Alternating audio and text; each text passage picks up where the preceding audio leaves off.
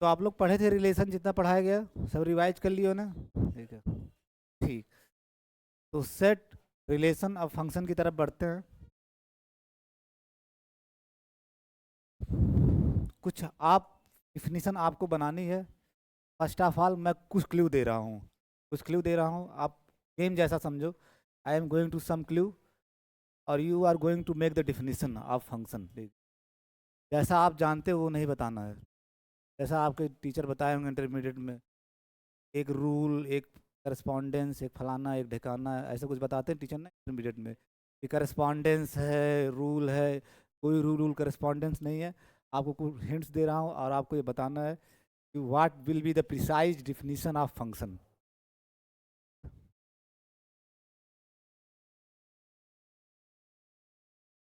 मान लो कि दो सेट है आपके पास। Let X equal to x1, x2, x3 and another set y, y1, y2। Let r equal to x1, y1, x1, y2, x2, y2, x3, y3।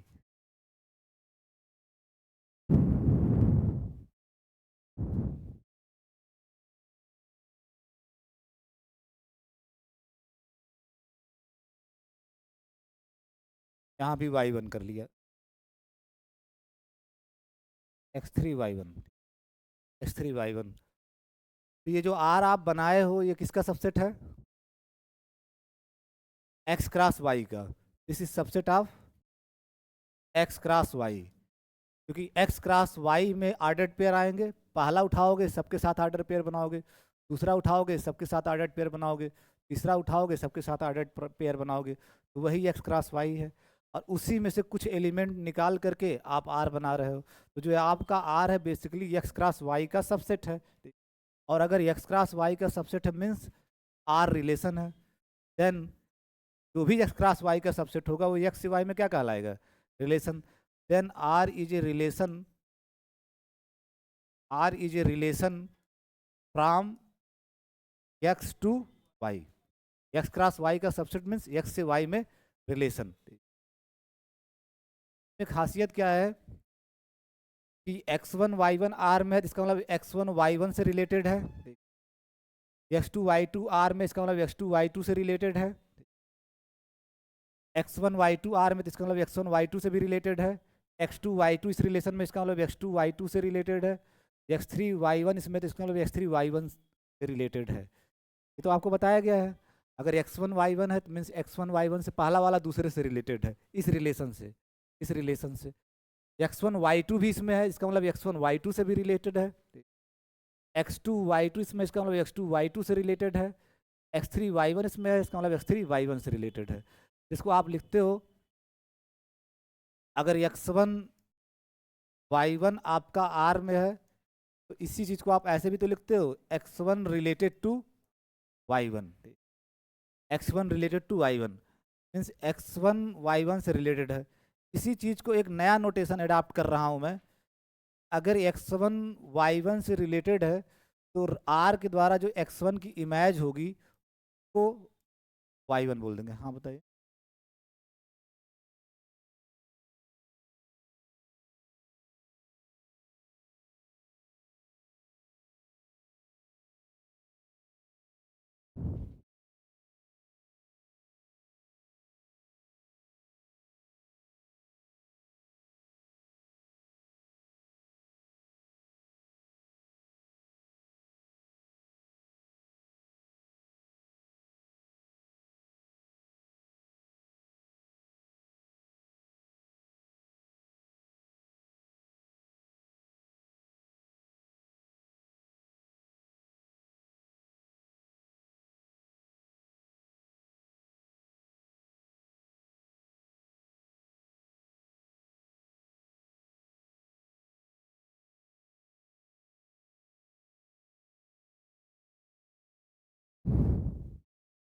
x1 y1 are में है तो means x1 related to y1। अब इसी चीज को लिख दिया जाएगा कि x1 की इमेज y1 है। x1 रिलेटेड टू y1 को नए नोटेशन में अडाप्ट कर रहे हो। x1 की इमेज r के द्वारा y1 है। ये नया नोटेशन आप अडाप्ट कर रहे हो, अडाप्ट दिस नोटेशन। अभी ट्रांसफर होगी डिफिनीशन, रिलेशन से कैसे फंक्शन की डिफिनीशन पैदा होती है। अगर x1 रिलेटेड टू y1 है, हम ही नहीं पूरी दुनिया लिख सकती है कि are of x1 is y1, यानी x1 ये सिंपली यही कह रहा है x1 y1 से रिलेटेड है। x1 y1 से रिलेटेड है, इसको आप ऐसे भी लिख सकते हो r of x1 equal to y1, r of x1 equal to y1। उसी तरह से अगर आपका x1 y2 आर में है, x1 y2 आर में है, ये तो पहले से जानते हो कि x1 related to y2, x1 related to y2। और अब नए नोटेशन के हिसाब से जो मैं अडाप्ट कर रहा हूँ, इसको क्या लिख सकते हो, r of x1 equal to y2। यानी पढ़ोगे x1 रिलेटेड टू y2 ही, लेकिन लिखोगे are of x1 equal to y2। तो नए नोटेशन के अडॉप्ट करने में आप इस तरह से इसको लिख सकते हो। और इसको पढ़ते हैं, कह देते हैं कि image of x1 is y2 under the relation r, under the relation r। यानी x1 का इमेज r के द्वारा y2 है। और यहाँ यहाँ क्या कहोगे, x1 की इमेज r के द्वारा y1 है। ये ठीक से धीरे धीरे वन बाई वन, इसलिए मैं कहता हूँ जैसे जो मैं बातें बोल रहा हूँ उसको बहुत ऐसे रिलीजियस मतलब धार्मिक शब्द मान करके सुनना, कि एकदम जो बोल रहे हैं उनके मुंह से जो निकल रहा है वो अमृतवाणी है। उस पर एक एक चीज़ फोकस करना है, तो आपको बड़े आसानी से चीज़ें समझ में आएंगी। लिखने से ज़्यादा महत्वपूर्ण है कि आप इन बातों को समझिए मैं बोल क्या रहा हूँ। मेरा बोलना बड़ा महत्वपूर्ण होता है, ठीक ठीक, जो मैं बोलता हूँ वो ज़्यादा महत्वपूर्ण है, और उसको वर्ड बाय वर्ड अपने जहन में डालने की कोशिश करो। मैं एक और लिख दे रहा हूँ, जैसे इसमें ये भी लिखा है x3y1 है, सब तो लिखूंगा नहीं, एक और मैं लिख दे रहा हूँ कि x3y1 अगर r में है, इसका मतलब जो आप पहले से जानते हो वो ये जानते हो कि x3 रिलेटेड टू y1। जो आज नया नोटेशन आपको अडाप्ट करवाया हूँ उसके हिसाब से क्या लिख सकते हो, r of x3 equal to y1। ठीक, x3 रिलेटेड टू y1 को आप ऐसे भी लिख सकते हो। और इसको पढ़ोगे क्या, image of x3 is y1 under the relation r। जब ये नोटेशन आप अडाप्ट कर लिए, यहाँ भी लिख दो अडाप्ट कर रहे हो नोटेशन। जब ये नोटेशन आप अडाप्ट कर लिए, तो आपका रिलेशन आर सेट वाइज दिख रहा था, अभी दिख रहा था ना, ये रिलेशन यही तो आपका दिख रहा था सेट वाइज। ये जो रिलेशन आपका सेट वाइज दिख रहा था, सेट वाइज को आप ऐसे भी बना सकते हो जो मैं बनाने जा रहा हूँ। इस रिलेशन को आप ऐसे भी बना सकते हो अगर ये नोटेशन अडाप्ट कर लिए। ठीक है, कैसे,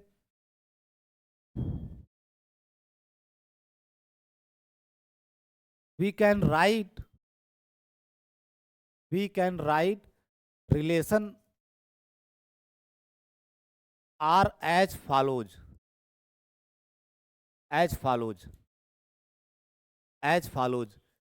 हम आर को अब इस नोटेशन के अडाप्ट करने के बाद एक नए तरीके से लिख सकते हैं, कैसे, r from x to y, r from x to y given by या डिफाइंड बाई या given by r of x1। R of x1 मतलब x1 जिससे रिलेट कर रहा है, अपने उसमें रिलेशन में जाओ, आर ऑफ x1 जिससे जिससे रिलेट है वो सब, ठीक है। x1 आपका किससे रिलेट है, y1 और y2 दोनों से। आर ऑफ x1 क्या होगा, y1 y2, ठीक है। और उसी तरह से आर ऑफ x2 क्या होगा, y2। आर ऑफ x3 क्या होगा, y1। उसी को लिख दे रहा हूं यहाँ पे, r of x1 is y1 and r of x1 is y2 also. R of x1 y1 भी है, आर ऑफ x2 y2 भी है, आप वहीं से लिख रहे हो, ठीक है। और आर ऑफ x2 y2 और आर ऑफ x3 y3। हाँ ठीक है, देख रहे हो आप लोग, ठीक है। R of x3 is equal to y1।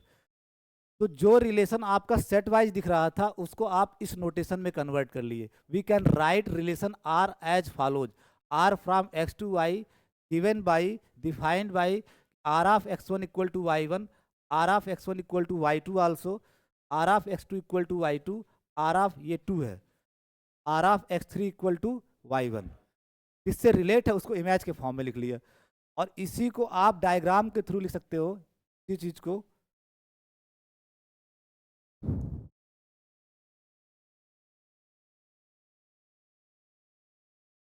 This is your x, this is your y, और ऐसे तीर बनाते हैं और यहाँ लिखते हैं आर, ठीक, आर। और यक्स के जो एलिमेंट है उनको प्यार से लिख लिया, x1 x2 x3, और यहाँ के जो एलिमेंट है y1 y2।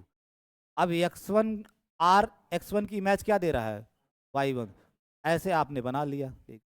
आर x1 की इमेज y1 दे रहा है, आर x2 की इमेज भी क्या दे रहा है, आर x2 की इमेज भी क्या दे रहा है, y2, और आर x3 की इमेज क्या दे रहा है, आर x3 की इमेज क्या दे रहा है, y1। एक चीज और आप बताओ, आर x1 की इमेज एक और दे रहा है, y2। तो साफ साफ ये डायग्राम बनाना, यानी आर x1 y1 भी है, आर x1 y2 भी है, आर x2 y2 है, और आर x3 y1 है। इस डायग्राम को बनाओ, ठीक।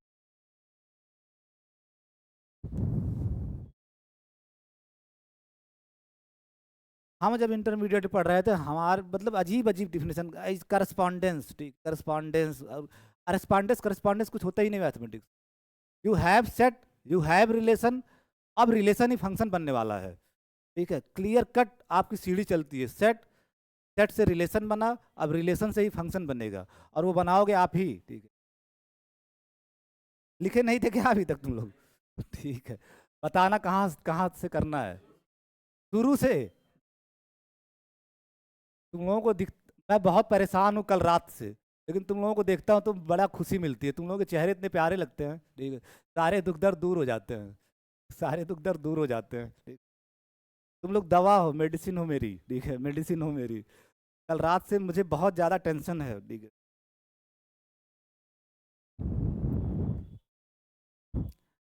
मैं समझता हूँ कि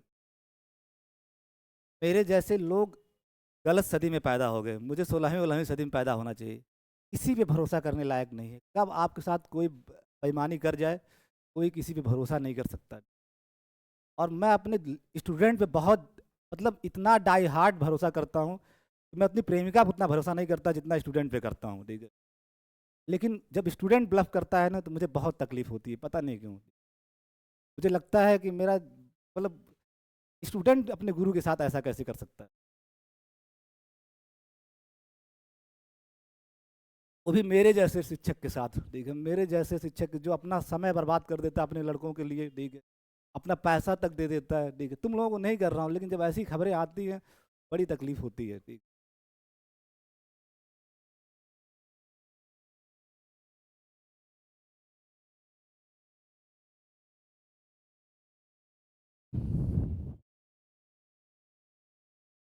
पहले वो सब लोग लिख लिए। हाँ, छोटा नहीं, तुम जो तुम लोग कहोगे हर बात तुम्हारी मानी नहीं जाएगी। ईसीसी वाले अपना अधिकार जमा देंगे, मतलब ठीक है जो हम कहेंगे। छोटा कर दीजिए, अभी सब हैंग वैंग कर जाएगा, ठीक। छोटा कर दीजिए, मैं ऊपर कर दूंगा, छोटा नहीं कर सकता, ठीक है, छोटा नहीं कर सकता, ठीक है। छोटा नहीं कर सकता, छोटा करने में भी हैंग कर जाएगा, फिर नई दिक्कत आ जाएगी।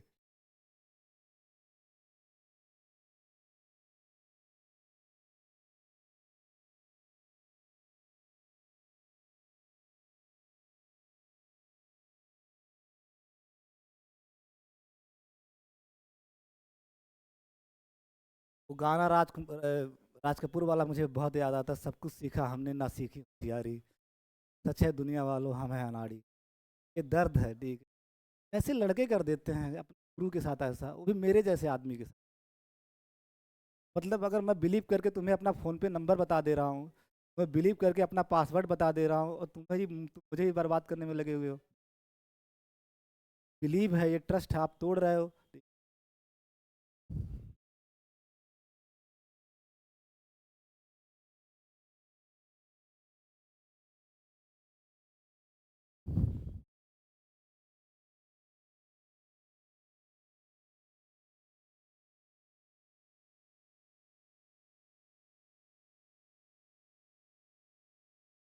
पर किया जाए।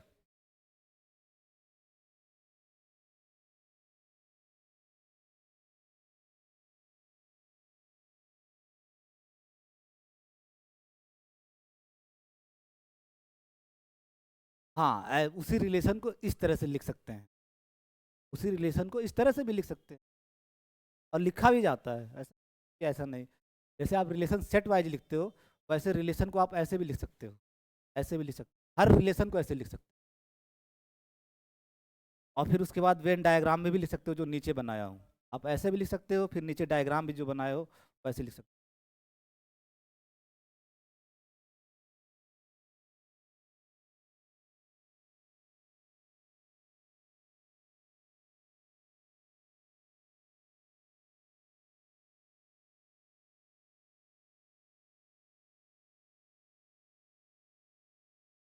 अगर ये सारी बातें समझ रहे हो, एक दूसरा रिलेशन में ले रहा हूँ R1, उसी एक्स से वाई में, जो एक्स सेट है वाई सेट है, उसी X1 Y1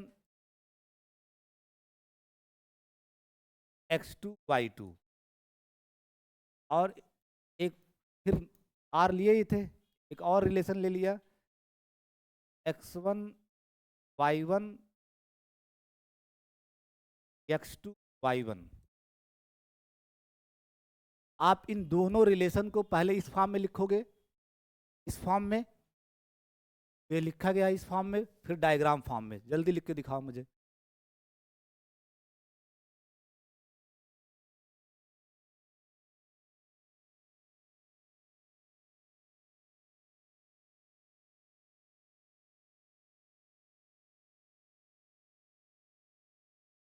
और एक आप और लिख लेना,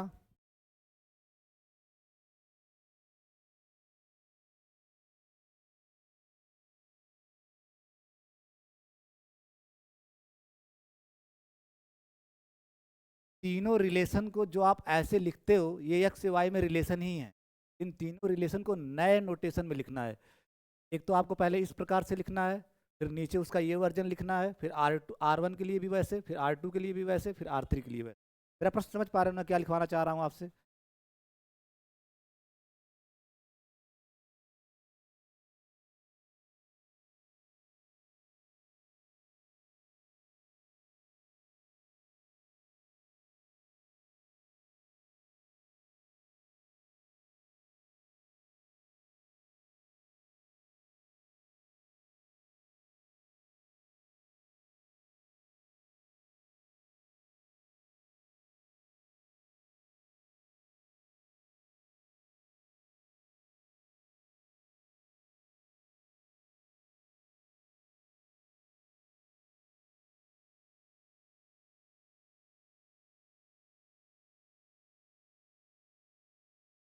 हो गया तीनों?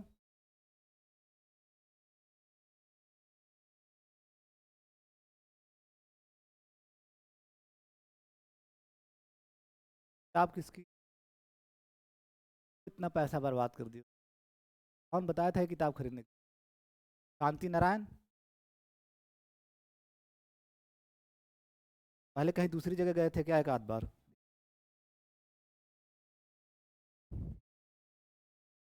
किताब बहुत सोच समझ, पैसे हमारे पास बहुत लिमिटेड, किताब अगर आपको खरीदनी है, तो बार बार कहता हूँ,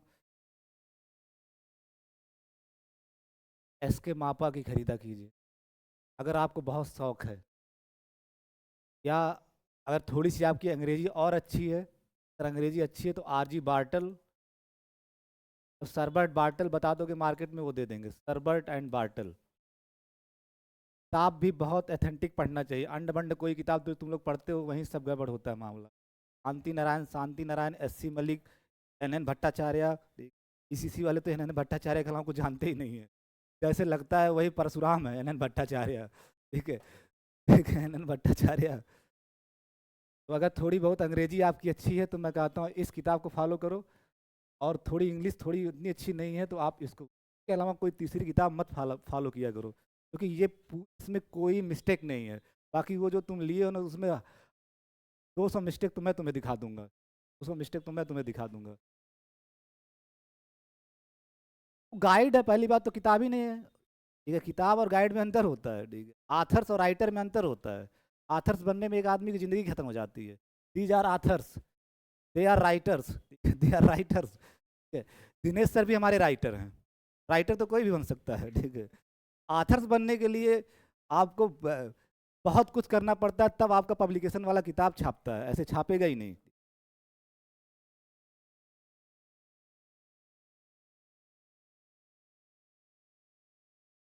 हो गया, अब हमको दिखा दो।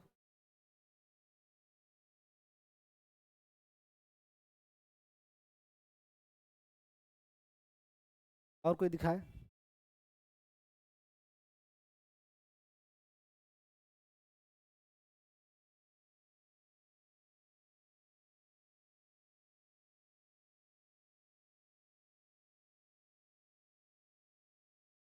और उधर वाले दिख गया, वहीं से दिखा दो, दिख जाएगा, चश्मा लगाया हूँ मैं। इधर से तुम लोगों को मैं जरूर देखना चाहता हूँ, तुम लोगों को। ये मुझे यही नहीं समझ में आ रहा है कि आप लोग जब क्या बनाए, आधे लोग गड़बड़ बना दिए थी। दुखी हुआ थोड़ा सा, हल्का सा, ठीक, फिर ठीक है। पूरे सेट के आपको एलिमेंट लिखने, जैसे पहला R1 लिखना है तो आपको पूरा ये बनाना चाहिए था जिसमें तीनों एलिमेंट होने चाहिए एक्स में। कुछ लोग x1 x2 ही लिख के छोड़ दिए हैं। आपको एलिमेंट पूरा लिखना है, x1 x2 x3 जितने हैं, और यहाँ y1 y2 पूरा लिखना होगा। अब दूसरा, ये तो ये आपका R1 के लिए हो गया, दूसरा वाला R2 के लिए बनाओगे। जो लोग ये सही बनाया है, विकास, ठीक है, सही बनाया। एक्स, हाँ हाँ, तुम लोग दोनों पीछे वाले भी सही बनाए हो, ठीक है। x1 x2 x3 एलिमेंट तो आपको पूरे लिखने ही पड़ेंगे जो हैं उसके, उसमें कैसे आप काटा पीटे कर दिए थी। यही मैं कहता हूँ कि आप लोग ध्यान से मेरी बात को फॉलो भी नहीं करते थे। x1 x2 x3 जो एलिमेंट हैं सेट के, वो तो लिखने ही हैं। अब वो कैसे वर्क कर रहे हैं, R1 R2 R3, वो अब बनाना आपको। ये आपका R1, ये आपका R2, और ये आपका R3, ये आपका R3। R1 क्या कर रहा है आपके कॉपी में, R1 क्या कर रहा है, x1 को y1 पे इमेज दे रहा है। मीन्स ऐसे बना दो, सीधे सीधे x1 y1 पे जा रहा है, और x2 y2, ये छूट जा रहा है, x3 ये छूट जा रहा है। दो को ही मैप कर रहा है, दो को ही इमेज दे रहा है। अभी मैप नहीं बोल सकते, दो का ही इमेज दे रहा है, ठीक है। दूसरे वाले R2 को बनाओगे तो क्या है आपका, R2 तो दिख रहा है थोड़ा बहुत मुझे अभी यहीं से, ठीक है। x1 y1 R2 यही तो है, x1 y1 x1 y1 फिर x2 y1, ठीक, बस इतना ही बनाना था। और R3 आपका क्या है, x1 y1 x1 y1 पे रिलेट हो रहा है, यानी x1 की इमेज R3 के द्वारा y1 है, और x2 की R3 के द्वारा इमेज y1 है, ठीक।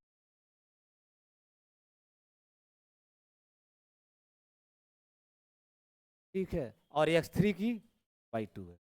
ये जो बनाए होंगे उनका सही है, ठीक। इसके अलावा कुछ बनाए होंगे तो गड़बड़ है, ठीक है, गड़बड़ है, ठीक। अब R1 R2 R3 सब ध्यान से देखो, ठीक है।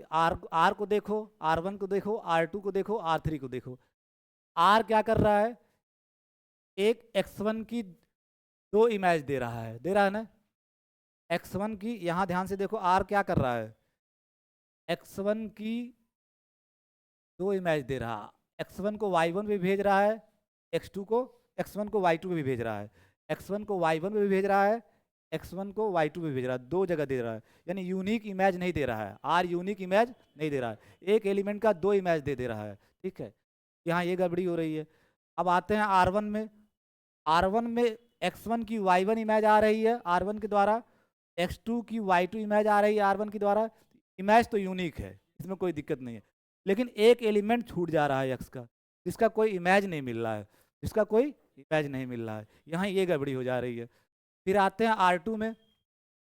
R2 में क्या है, x1 की इमेज y1, x2 की इमेज y1, क्या यूनिकनेस ब्रेक हो रही है, यूनिक इमेज ही मिल रहा है। x1 का y1 मिल रहा है तो y1 ही मिल रहा है, x2 का y1 मिल रहा है तो y1 ही मिल रहा है। ऐसा नहीं है कि x1 के दो इमेज मिल रहे हैं, x1 का मिल रहा है y1, और x2 का भी इमेज y1 मिल रहा है। हाँ, दोनों का सेम मिल रहा है वो अलग बात है, लेकिन एक एलिमेंट का दो इमेज नहीं दे रहा है R2, एक एलिमेंट का दो इमेज नहीं दे रहा है, यूनिकनेस नहीं ब्रेक हो रहा है।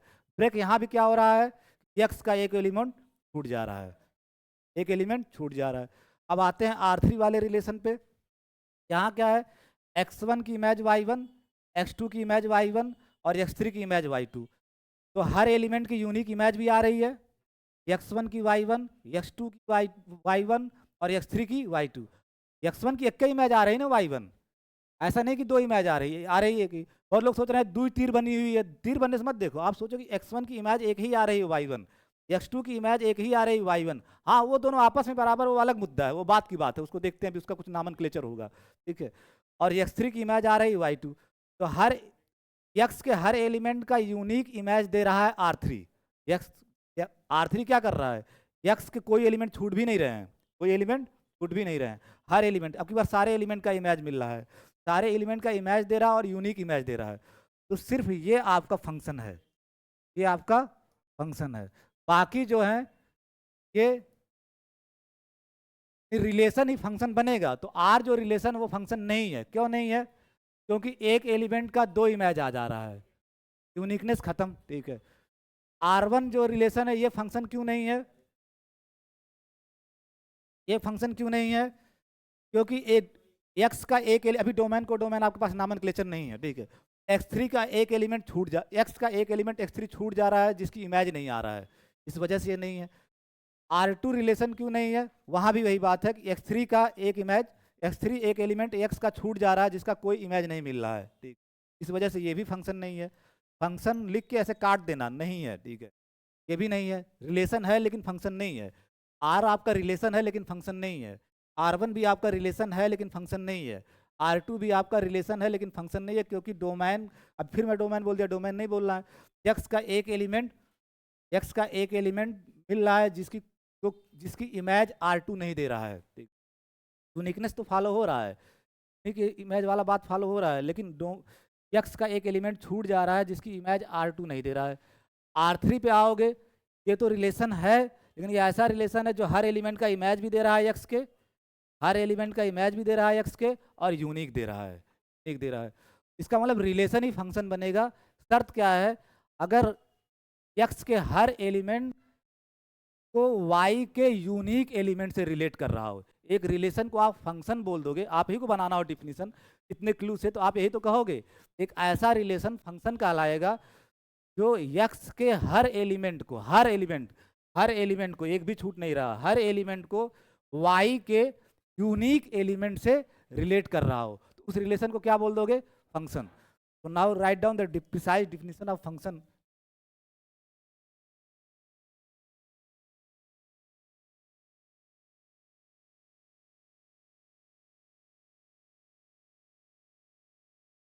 ए रिलेशन, पहले सेट मान लो, दो सेट ले लेते हैं, let x and y be sets. Relation या फंक्शन दो सेट के बीच में रहेंगे तो सेट आपको मानना ही पड़ेगा। Let x and y be sets a relation, मैं r की जगह f लिख रहा हूं भाई, r नोटेशन लिखो चाहे f नोटेशन, नोटेशन तो नोटेशन है। A relation f from x to y, a relation f, बल्कि ऐसे लिख दो, ये नोटेशन बाद में लिखते हैं, ए रिलेशन f फ्रॉम, पूरा पूरा लैंग्वेज लिख दो, a relation f from x to y, a relation f from x to y is said to be a function. Relation को ही फंक्शन बोल दोगे, कुछ शर्त होगी, रिलेशन ही फंक्शन बनेगा, ठीक है। A relation f from x to y is said to be a function if, जो आप ऑब्जर्व किए हो, इफ f रिलेट्स, रिलेशन आपका क्या है, f रिलेट्स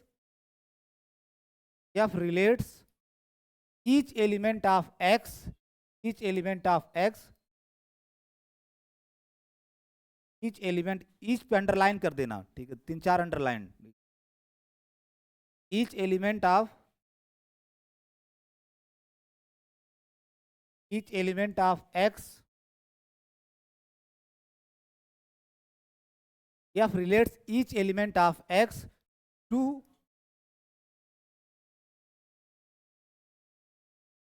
a यूनिक, और यूनिक को अंडरलाइन कर देना, f relates each element of x to a unique element of y.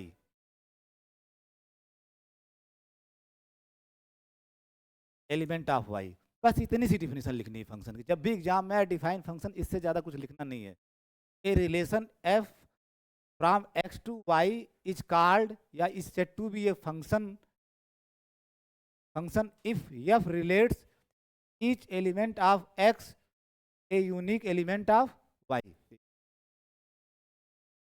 अब नोटेशन अडॉप्ट करते हैं। नोट, अब कुछ नोट लिखो ऐसे, if f is a function from x to y, अगर x, डिफिनेशन आ गई नहीं फंक्शन की, एक रिलेशन f x से y में फंक्शन कहलाएगा एक्स वाई। यहाँ एक चीज भर सफिशिएंट लग रहा है, यहाँ लिख दो function from x to y, from x to y, थोड़ा और कंप्लीट लगे आपका। A relation f from x to y is set to be a function from x to y, relation ही x से y में फंक्शन कहलाएगा x से y में, if this happens, if f relates each element of x to a unique element of y, a unique element of y। अब पहला notation क्या है, if f is a function from x to y, then we write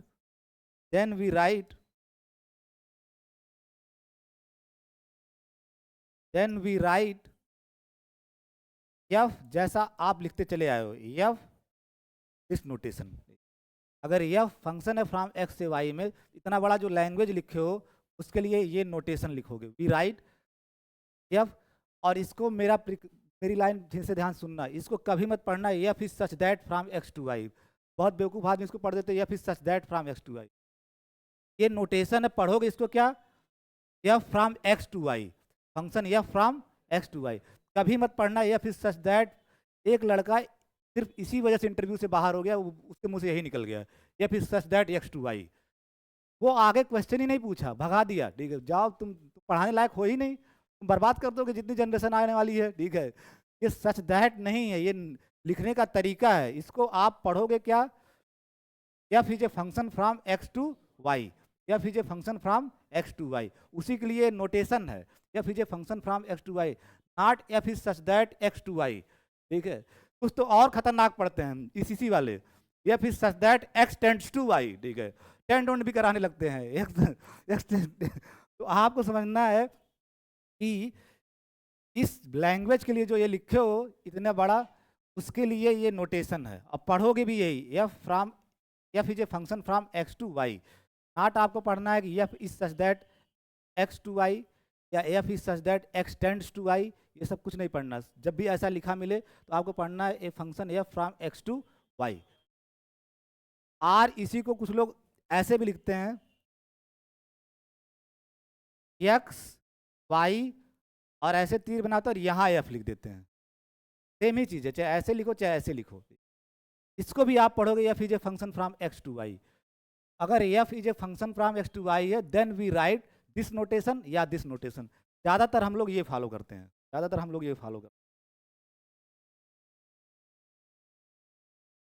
पहला note तो ये हो गया।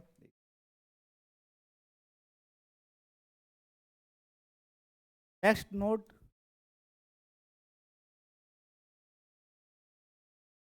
y belongs to y if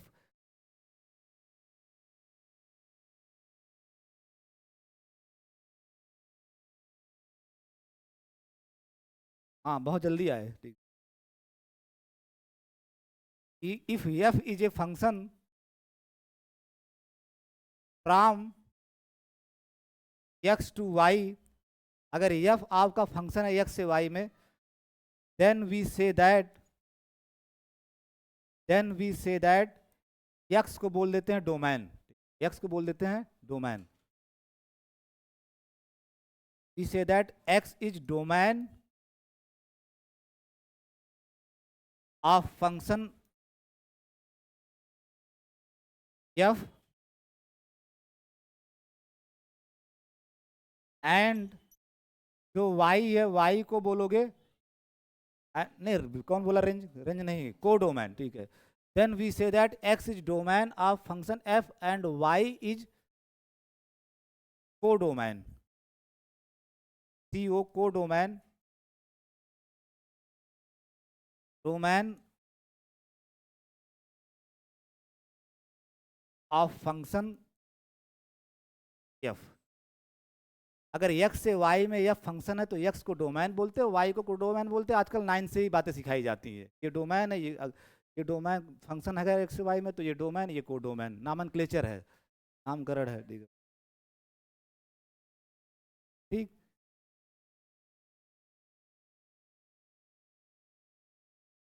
ठीक है,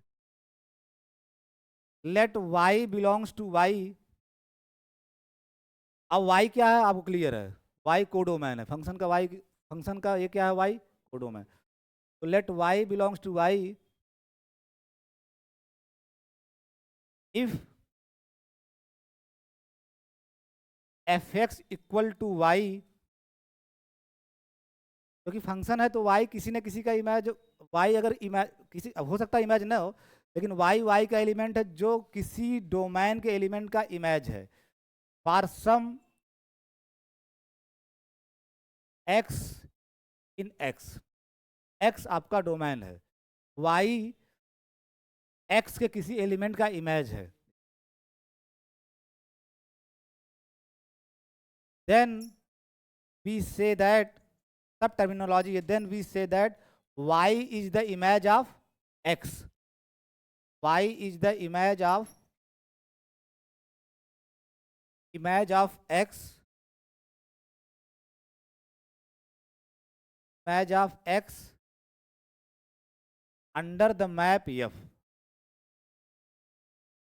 अंडर द मैप f।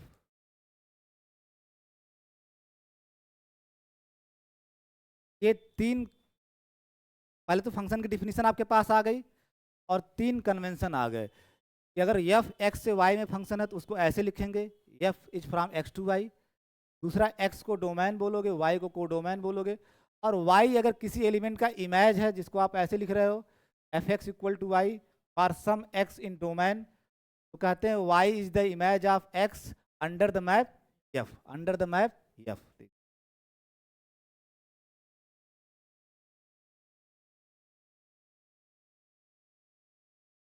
अब जो ये बात कर रहे थे वो लिख दो range of a function,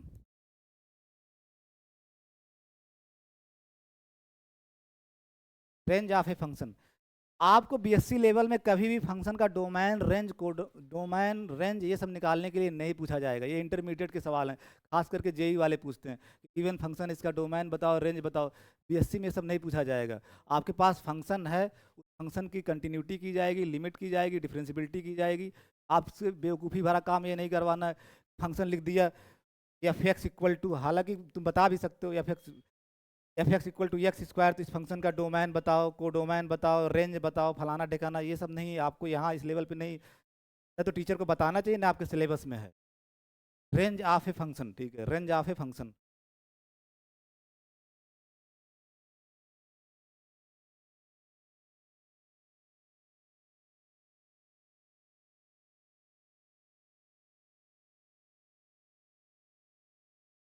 the set,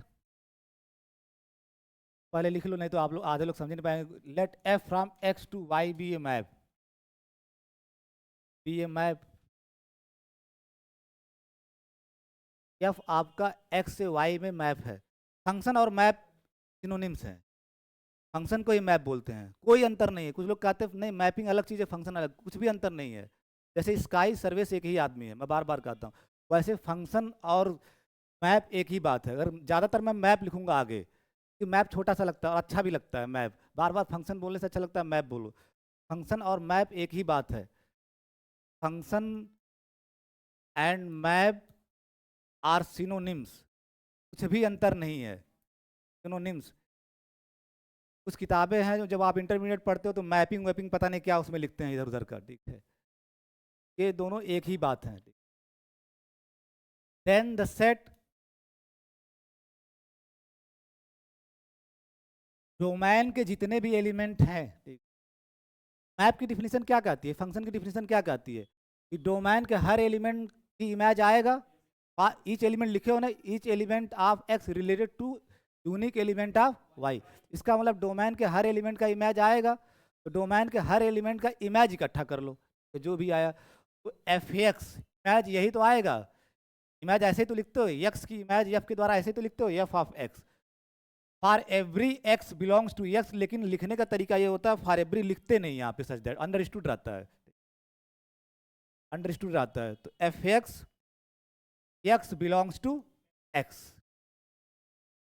यानी एक्स में जितने एलिमेंट हैं सबकी इमेजेज इकट्ठा कर लिए। एक्स में जितने एलिमेंट हैं सारे एलिमेंट की, एक्स के सारे एलिमेंट की, मैं बार बार कह रहा हूँ फॉर एवरी अंडरस्टूड रहता है, लिखना नहीं है। एक्स के सारे एलिमेंट की इमेजेज इकट्ठा कर लिए, और ये इमेजेज आएगा कहाँ, अगर एक्स आपका यहाँ है तो एफ एक्स आपका कहाँ आएगा, वाई में, तो ये सबसेट होगा वाई का, सबसेट होगा वाई का। जो ये सेट बनाए हो ये सबसेट होगा वाई का। Is called the range set of function F, is range set of. तो रेंज सेट और कोडोमेन में फर्क होता है।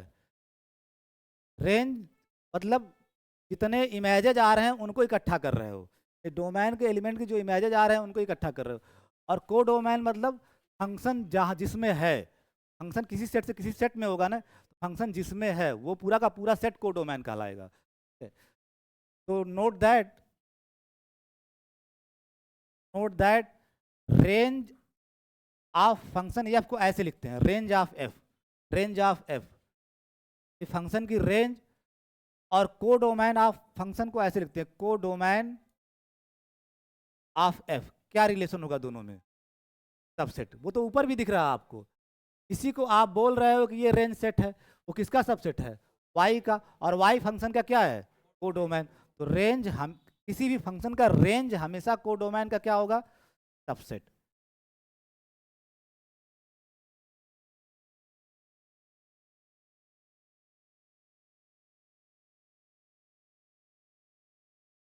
किसी भी फंक्शन का ना एग्जाम्पल, किसी फंक्शन का कोडोमेन रेंज उन आपसे निकलवाऊंगा नहीं, तो लोग इसी में टाइम 2-3 लेक्चर इसी में बर्बाद करते हैं। फंक्शन साइन एक्स है तो उसका रेंज बताओ, डोमेन, वो जो तुमको करना था इंटरमीडिएट तक कर लिए, ठीक।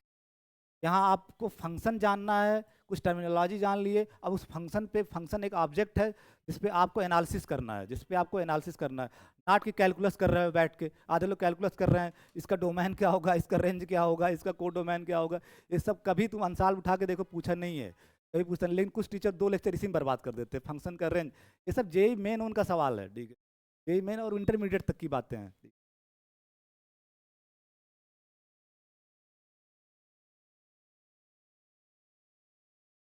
अब ऐसे आप बनाओ, ठीक।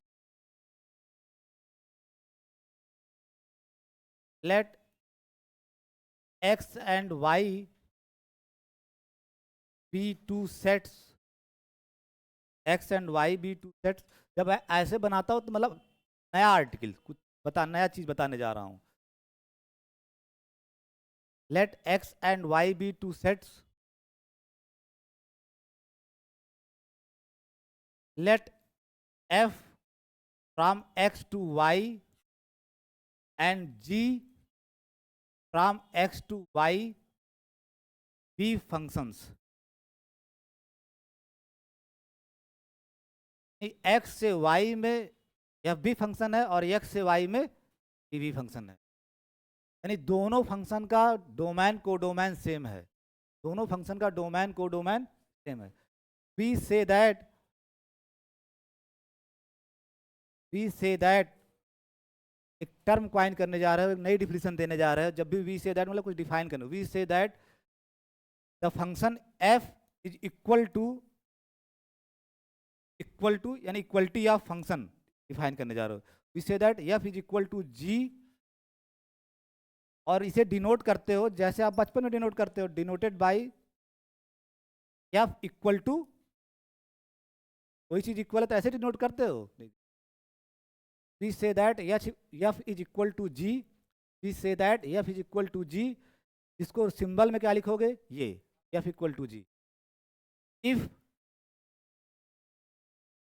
अब वो शर्त क्या है, इफ व्हाट हैपेंस, कब कहोगे कि एफ जी के इक्वल है, if F X equal to G X, F X equal to G X for all X belongs to domain, for all X belongs to domain, जो कि यहाँ X है, यानी F X equal to G X for all X belongs to X. ये बहुत use होगा analysis में, through out the analysis.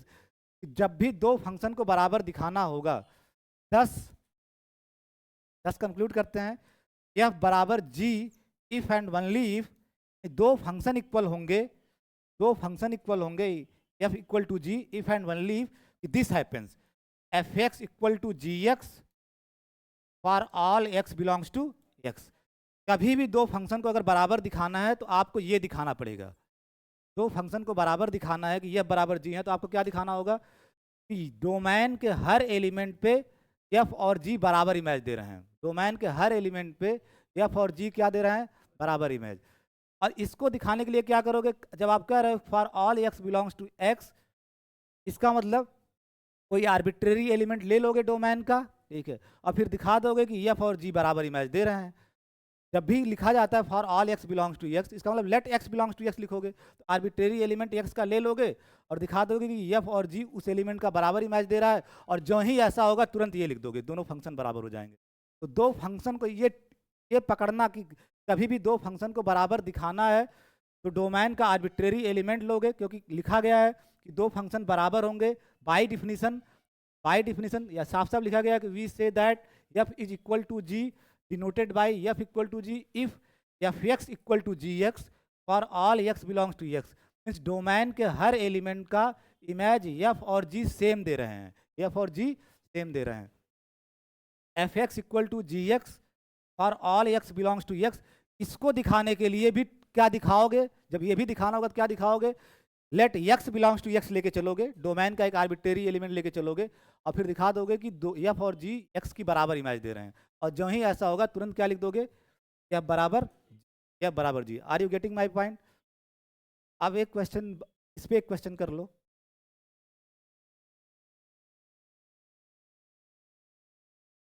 एक चीज जो आपको इंटरमीडिएट में टीचर सिखाता है और बीएससी में जो फर्क आता है मैं फिर से बताना चाह रहा हूँ। इक्वलिटी ऑफ फंक्शन जब भी डिफाइन की जाती है तो फंक्शन का डोमेन और कोडोमेन सेम होना चाहिए, डोमेन और कोडोमेन। बहुत सी किताबें क्या करती हैं, कोडोमेन को सेम लेती ही नहीं है, डोमेन तो सेम लेती हैं लेकिन कोडोमेन वो अलग अलग लेती हैं। जैसे मैं कहूँ कि let F is a function, F is a function from R to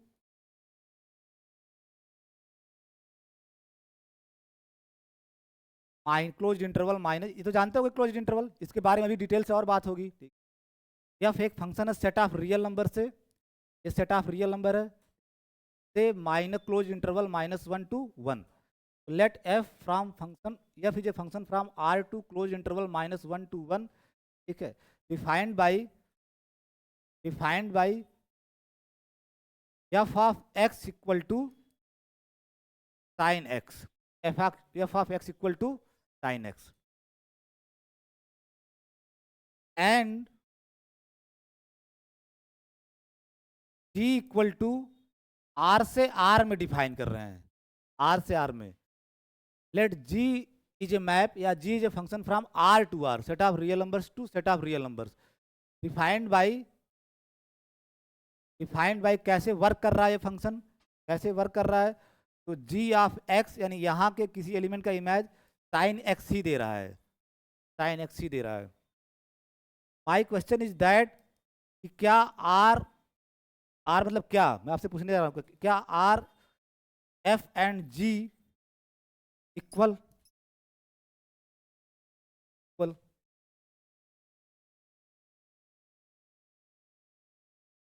नहीं कहता हूँ, ज़्यादा नहीं, जितना बताया जाए उतने से ही, तो ज़्यादा दिमाग नहीं लगाना है। मेरी डिफिनीशन पढ़ो और उस डिफिनीशन के अकॉर्डिंग ये सारी कंडीशन सेटिस्फाई कर रहा है कि नहीं कर रहा है। हाँ तुम थोड़ा होशियार बताओ क्या गड़बड़ी हो रही है। हाँ यही बात इंटरमीडिएट वाले गड़बड़ा देते हैं, ठीक है। वो कहते हैं नहीं नहीं, डोमेन सेम होना चाहिए, कोडोमेन कुछ भी हो क्या फर्क पड़ता है, कोडोमेन कुछ भी हो क्या फर्क पड़ता है। लेकिन यहाँ जब आप बीएससी लेवल पे या एमएससी लेवल जब हायर मैथमेटिक्स करोगे तो उनको नहीं पता, अनजाने में उनसे गड़बड़ी हो रही है, होने दो, लेकिन तुमसे नहीं होनी चाहिए। दो फंक्शन की इक्वलिटी डिफाइन तभी होती है जब दोनों फंक्शन सेम डोमेन और सेम कोडोमेन के बीच में हो। यहाँ मामला गड़बड़ हो गया, डोमेन तो दोनों का सेम है लेकिन कोडोमेन दोनों का क्या है, अलग अलग। तो ये दोनों फंक्शन बराबर नहीं है। Answer is no, clear cut answer is no, ठीक। क्लियर कट सोचना समझना है ही नहीं, answer is no, not equal. Reason क्या है, रीजन क्या है, क्योंकि डोमेन दोनों फंक्शन के अलग अलग हैं।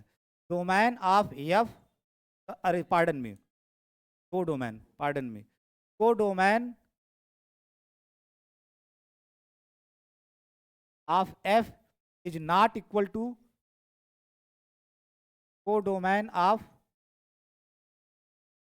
इसीलिए कह रहा हूं डिफिनीशन की हर लाइन बड़ी महत्वपूर्ण होती है। मैंने जो फंक्शन लिया था वो दोनों फंक्शन एक्स से वाई में थे, ये दोनों फंक्शन का डोमेन को डोमेन सेम था। पहली बात तो ये शर्त पूरी होनी चाहिए, दोनों फंक्शन का डोमेन को डोमेन सेम होना चाहिए। फिर आगे चेक करोगे कि डोमेन के हर एलिमेंट पे बराबर इमेज दे रहे हैं कि नहीं। पहली कंडीशन आपको यही चेक करना है कि दोनों फंक्शन का डोमेन को डोमेन सेम है कि नहीं। अगर वहीं गड़बड़ हो गया तो आगे जाना ही नहीं है, आगे जाना ही नहीं है। जैसे यहाँ वहीं गड़बड़ हो गया, इसका को डोमेन आपका क्लोज इंटरवल -1 है और इसका को डोमेन आपका आर है, जो कि दोनों इक्वल नहीं है, मतलब दोनों फंक्शन के को डोमेन बराबर नहीं है। इस वजह से ये दोनों फंक्शन इक्वल नहीं है, दोनों फंक्शन इक्वल नहीं कहे जाएंगे, इक्वल नहीं कहे जाएंगे। क्लियर कट मैं बता रहा हूँ, हर साल लड़कों को समझाता हूँ और ये ऐसा है, ठीक है, दिस इज ट्रूथ। जो आप जानते हो आपको समझा कि डोमेन से केवल हमें मतलब है, को डोमेन से क्या लेना देना है, को डोमेन से क्या लेना लेना देना बहुत कुछ है। इसलिए तो कहता हूँ कि आप बर्टले वर्टले पढ़ा करो, ठीक है, तो ठीक रहेगा।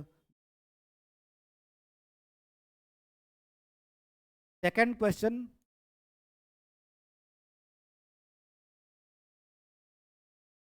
Late f from R to R set of real numbers, set of real numbers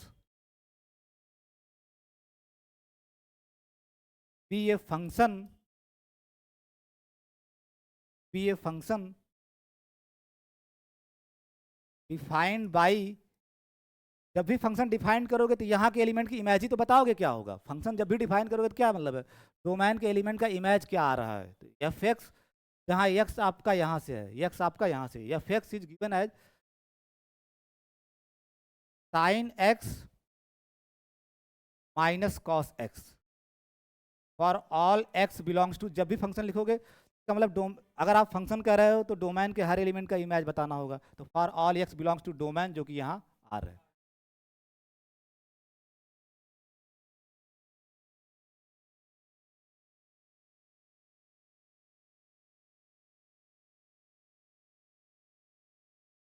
and define a function, define a function, एक फंक्शन आप यह बनाए हो जो इस तरह से वर्क कर रहा है कि F X equal to sine X minus cos X for all X belongs to domain, जो कि आ रही है। अब एक दूसरा फंक्शन जी बनाने जा रहे हो, define a function G from set of real numbers to set of real numbers, R से आर में ही है, आर से आर में ही है। कैसे डिफाइन कर रहे हो, बाई, पहले ही लिख दिया डिफाइन, अब बाद में नहीं लिखना डिफाइंड बाई, पहले ही आप लिख दो define a function G from R to R by G of X equal to, यानी डोमेन के एलिमेंट का इमेज बताना, ये एक्स यहाँ से आ रहा होगा, G of X equal to positive square root, plus minus नहीं लिख रहा हूँ, positive square root, positive square root 1 minus sine 2x, 1 minus sine 2x for all x belongs to domain और डोमेन इज हियर r। फिर वही question आपसे, क्या ये दोनों फंक्शन बराबर हैं, r f and g equal, question mark.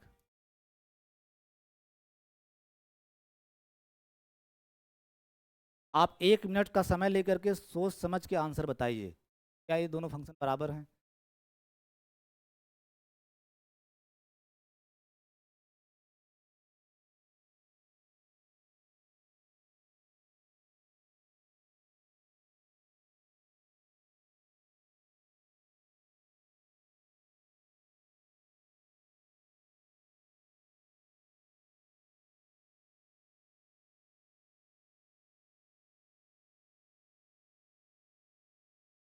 बराबर है।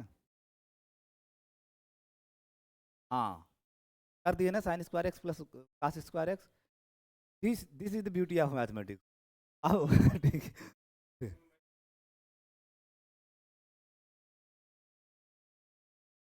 हाँ हाँ, वो मैं बोल रहा हूँ positive square root. Positive square root one minus वो, जब मैं, बहुत लोग ये भी नहीं समझते ना कि जब दोनों लिखना होगा तो ऐसे लिखा जाएगा, और जब सिर्फ ऐसे लिखा जाए तो इसका मतलब पॉजिटिव स्क्वायर रूट की बात हो रही है। Positive square root, positive square root of one minus sine two X, वो सब बातें सही हैं आपकी। इक्वल लगता है इक्वल, लेकिन है नहीं। यही तो मैथमेटिक्स की खूबसूरती है, यही और विषय में नहीं है। लगता है कि सही आदमी है सब इस दुनिया में, लेकिन है नहीं। है नहीं, ठीक है। है नहीं, ठीक है। एक भ्रम है, ठीक है। तो वैसा ये लग रहा है, लग क्यों रहा है? ये थोड़ा कैलकुलेट कर ले रहा है की जगह क्या लिख रहा है, मैं बता रहा हूँ। जब आप एस के मापा पढ़ोगे उसमें ये सवाल है, ठीक है, सवाल है। ये जब ये कर क्या रहे होंगे कि एक्स को सॉल्व कर ले रहे हैं, क्योंकि गुणा भाग करने में इंटर में खूब सिखाया जाता है, अरे सॉल्व करना तो सिखाया जाता है, ठीक है। हाई से दे दिए, गुणा भाग कर रहे हो तुम, इंटीग्रेशन 50 कर डाले और 150 डिफ्रेंसिएशन कर डाले। इतने तेज होते तुम कैलकुलेशन की, आधा डिफ्रेंसिएशन तुमको तो वैसे याद रहता है, ठीक है, वैसे याद रहता है, हाँ इसका ये होगा, उसका ये होगा, इसका ये होगा, ठीक है। तो कर वो धड़ाक से क्या किया होगा, वो सही किया है, ठीक किया कि हाई वन है तो इसकी जगह लिख लिए sine square X plus cos square X, और ये इसको खोल दिए -2 साइन एक्स कॉस एक्स। अब उसके बाद वो A square plus B square -2 A B वाला कॉन्सेप्ट उनको दिख रहा होगा कि sine X minus cos X का होल स्क्वायर। अब फिर पॉजिटिव स्क्वायर रूट कह रहा हूं तो साइन एक्स माइनस, अब दोनों फंक्शन एक ही जैसे दिख रहे हैं, दोनों जैसे एक ही जैसे दिख रहे हैं, दिख रहे हैं ना रिया, लेकिन ये इक्वल है।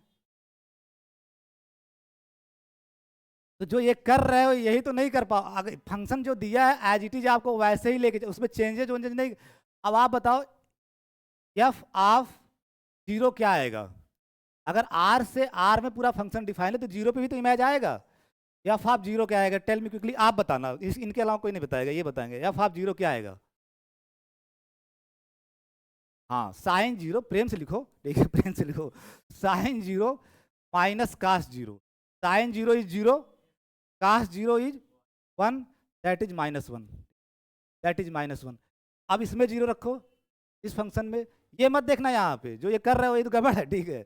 यहाँ रखो zero, G of zero under root one minus sine zero, sine 2 into zero sine zero, और that is positive square root of one, that is 1। अब बताओ F of zero G of zero क्या बराबर आया? और कहा क्या आ गया इक्वलिटी के लिए कि डोमेन के हर एलिमेंट पे बराबर इमेज आना चाहिए। जीरो डोमेन का एलिमेंट है, रियल नंबर है, आर का एलिमेंट है, लेकिन F of zero G zero के बराबर नहीं है। तो दोनों function, these are the beautiful questions of equality of functions. जब गुणा भाग किए तो आप सस्पेंस में आ जाओगे, ठीक है, सस्पेंस में। जो फंक्शन जैसे दिया गया as it is taken as a granted, ठीक है। अब बताओ कहाँ बराबर है ये, ठीक है। तो ये जो किए हो ना, यही यही इस लड़के इसी में, अच्छा एक लड़का ये सॉल्व करके आया था मेरे पास, ठीक है, और आया मेरे पास, वो बोला लेकिन बाद में कन्विंस हो गया, ठीक है। डिफिनीशन, डिफिनीशन जब आप लोग ध्यान से पढ़ोगे ना तो वो सही होता है, ठीक है। डिफिनीशन जब आप ध्यान से करोगे तो गड़बड़ी नहीं होगी।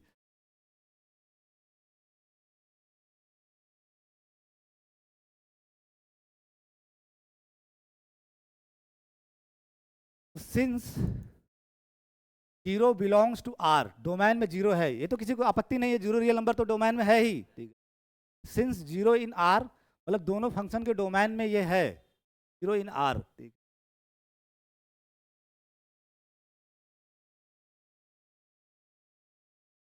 तो एफ जब डोमेन में है तो एफ आप जीरो की बात कर सकते हो, ठीक।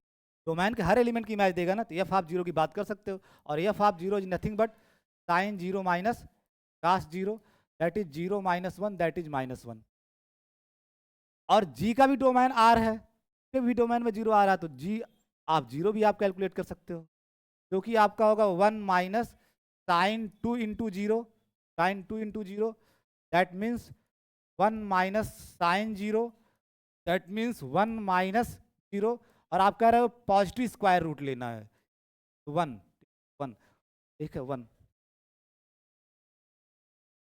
यहाँ मैं लिख दे रहा हूँ, आपके कॉपी में भी अपने लिख देना। यहाँ जो लिखे हो ना, ये बहुत लोग ये पॉजिटिव स्क्वायर रूट की बात कर रहा है, केवल पॉजिटिव स्क्वायर रूट, नेगेटिव नहीं ले सकते आप, पॉजिटिव स्क्वायर रूट। तो √1 आपका क्या आएगा? 1। तो f0 is not equal to g0। तो जो फंक्शन की इक्वलिटी की शर्त है वो क्या कह रहा था कि डोमेन के हर पॉइंट्स का इमेज बराबर आना चाहिए, डोमेन के हर एलिमेंट का इमेज बराबर आना चाहिए। और डोमेन में भी आपको एक एलिमेंट मिल गया 0, there exist an element 0 in R, domain में ही उस पर दोनों की इमेज बराबर नहीं आ रहा है, f0 is not equal to g0। Domain में एक एलिमेंट मिल गया ना जिसपे दोनों इमेज बराबर नहीं दे रहे हैं, तो f is not equal to g। तो function is not equal to g, f is not equal to g।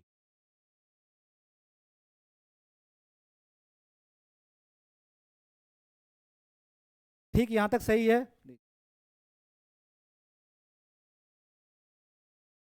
तो मैं ज्यादातर हर चीज का निगेशन लिखवाता हूं, तो वही नोट में लिख लो एक कि f, ये लिखना मत अभी, जो लिखना वो बाद में। f इक्वल टू g मैं क्या लिखा हूं, if and only F X equal to G X for all x belongs to x। यानी डोमेन के हर एलिमेंट पे f और g अगर बराबर इमेज दे रहे होंगे तब आपका फंक्शन इक्वल होगा। और इफ एंड ओनली से अगर स्टेटमेंट जोड़े हो तो इसका मतलब साथ जीना साथ मरना। तो अगर ये हो रहा होगा तो ये हो रहा होगा, अगर ये नहीं हो रहा होगा तो ये नहीं हो रहा होगा। तो यहाँ से मीन्स अगर f not equal to g कब कहोगे, इफ एंड ओनली अगर इधर निगेट कर रहे हो ये नहीं हो रहा है तो फिर ये नहीं होना चाहिए। और इसका निगेशन क्या होगा, फॉर एवरी का there exist x in x such that F X not equal to G X. देखो ऊपर वाले सवाल में ही हो रहा है, there exist 0 in domain, there exist 0 in R domain, f0 is not equal to g0। इस वजह से f और g बराबर नहीं है। ये लिख लो, ये दोनों साथ ही साथ लिख लो।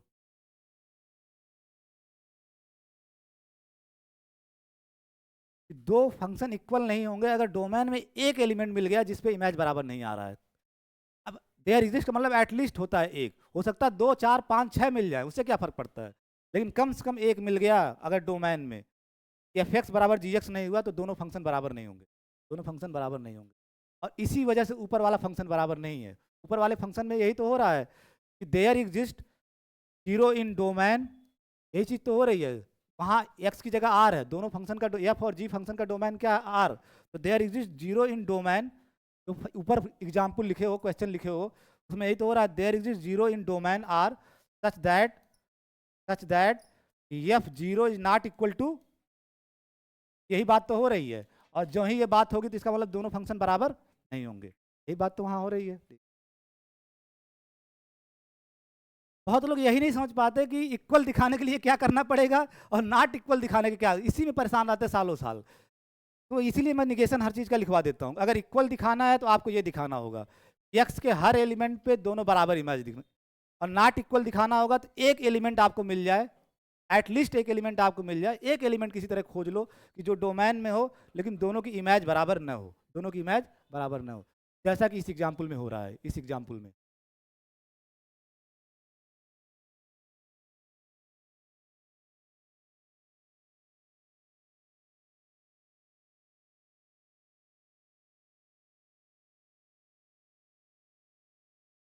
Constant map class function, constant map और function.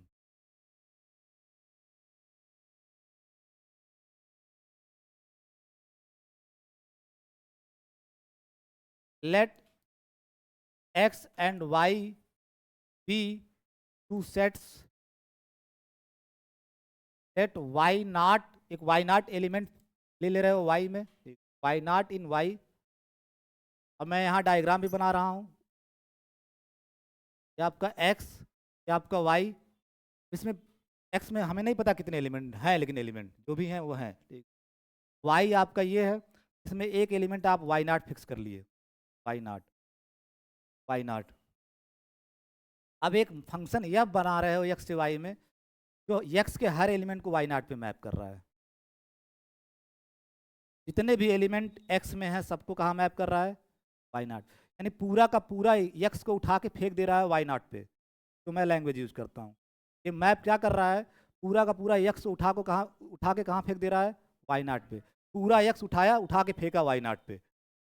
This is constant map, this is constant map.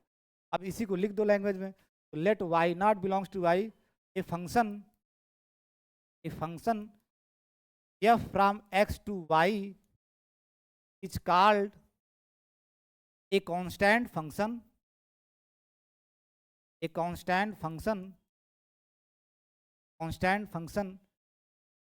if fx equal to y naught, fx equal to y naught, यानी डोमेन के हर एलिमेंट का इमेज y naught आना चाहिए।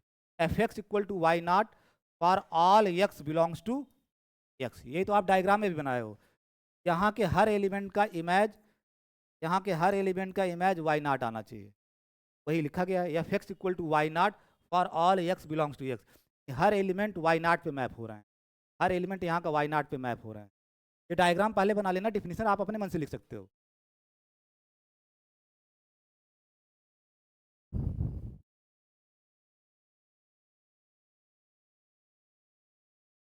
Function है ना, सबको कोई दिक्कत तो नहीं ना है? किसी को दिक्कत है कि फंक्शन है नहीं है? पहले फंक्शन का एडजेक्टिव है कांस्टेंट। आधे लोग यही सोच रहे कहीं फंक्शन है तो नहीं ना है। फंक्शन ये है, हर एलिमेंट का यूनिक इमेज ही आ रहा है, हर एलिमेंट का यूनिक। अब ये बात सही है कि सबकी वाई नाट आ रहा है, लेकिन ऐसा थोड़ी ना कि एक एलिमेंट का। देखो ये सिचुएशन कभी नहीं क्रिएट होना चाहिए। इधर का एक आदमी दो जगह नहीं जा सकता, इधर का एक आदमी दो जगह नहीं जा सकता, ये मैप में नहीं हो सकता।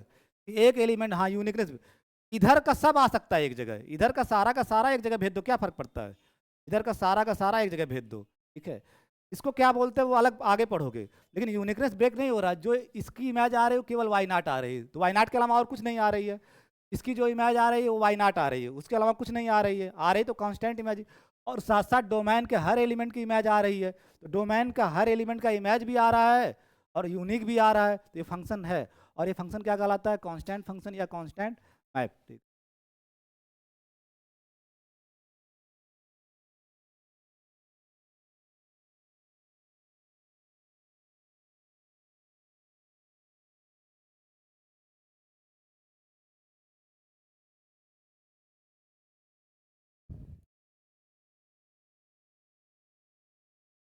नेक्स्ट लिखो, कांस्टेंट मैप पढ़ लिए, आइडेंटिटी फंक्शन, आइडेंटिटी फंक्शन या identity map.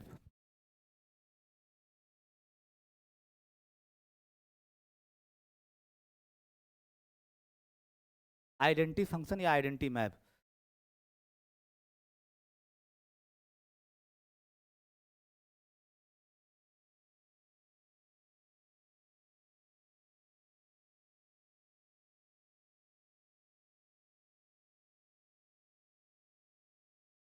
Let X be a non empty set, या सिर्फ सेट लीजिए तब भी कोई दिक्कत नहीं है। सेट मतलब ना एम्प्टी सेट का तो कोई मतलब ही नहीं होता। जो भी वर्किंग नॉन एम्प्टी सेट ज़्यादा, तो let X be a non empty set. अगर भूल बस आप सेट भी लिख दिए तब भी आपका डिफिनेशन गलत नहीं कोई काटेगा। X be a non empty set, a function F from x to X, X से एक्स में ही ये फंक्शन एफ, ये फंक्शन एफ फ्रॉम, यहाँ दो सेट नहीं ले, दोनों सेट सेम है, एक्स से एक्स में ही। A function F from x to X is called the identity function. The मतलब आइडेंटिटी फंक्शन यूनिक होता है। द आइडेंटिटी, द जब लग जाए तो मतलब यूनिकनेस की बात हो रही है। द आइडेंटिटी फंक्शन, अब बोलते हैं एक्स पे, the identity function on X. A function F from x to X is called the identity function on X if हर एलिमेंट को अपने आप पे ही मैप करे। देखो यहाँ एक्स है, सेम एक्स यहाँ भी है, दोनों सेम ही एक्स हैं। यहाँ एक्स है वही एक्स यहाँ भी है, मतलब जो एलिमेंट यहाँ है वही सारे एलिमेंट यहाँ हैं। अगर यहाँ वाई, अगर आपका यहाँ x1 है तो वही x1 यहाँ है, अगर आपका यहाँ x2 है तो वही x2 यहाँ है। सेम सेट है, सेट बदल नहीं रहा, सेम x है। जो x3 यहाँ है वही x3 यहाँ है, जो x4 यहाँ है वही x4 यहाँ है।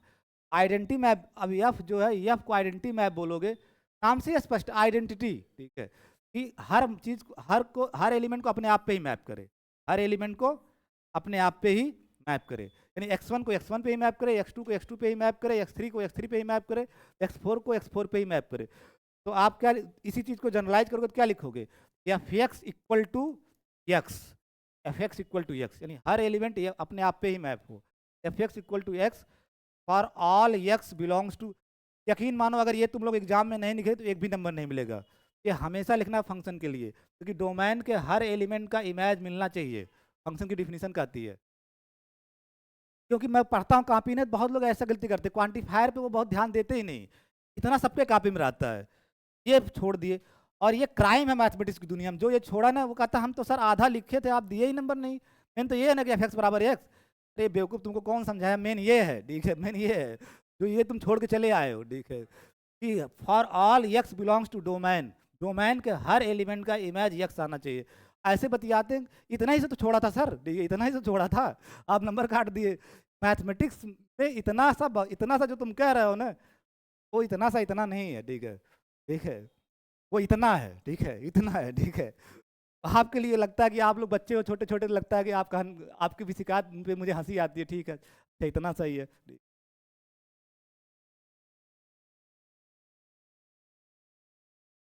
वी डिनोट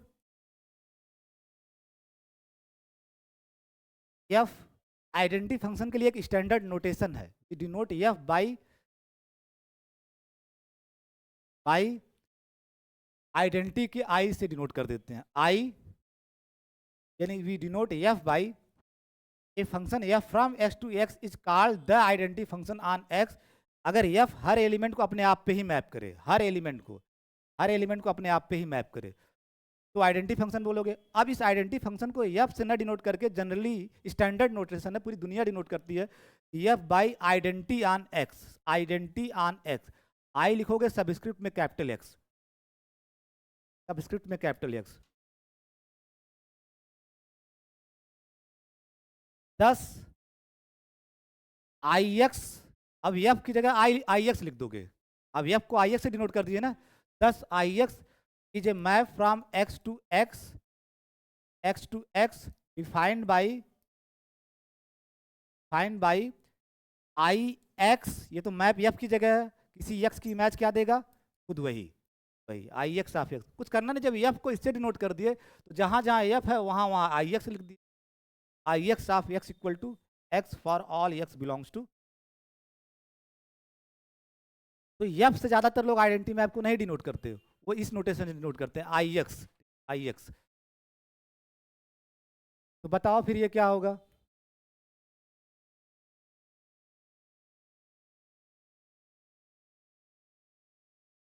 बताओ, पन्ना पलट रहा है उसमें भी, ठीक है, ठीक है, ये लिखा गया है, इस नोटेशन का क्या सिंबल आप समझोगे अभी जितना पढ़े हो उसके हिसाब से।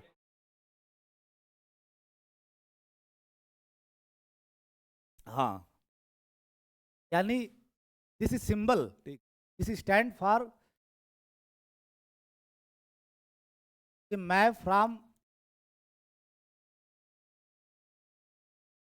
और वर्क कैसे करेगा, for all X belongs to, जो ही ये लिखे तो ये समझना है, इतनी बातें आपको तुरंत फर्स्ट फ्यू सेकंड में लिख के बैठ जाना है, खट दे, ठीक है, जो ही ऐसा मिले, ठीक है, क्यों पहलवान, सही है ना, सही है, ठीक है।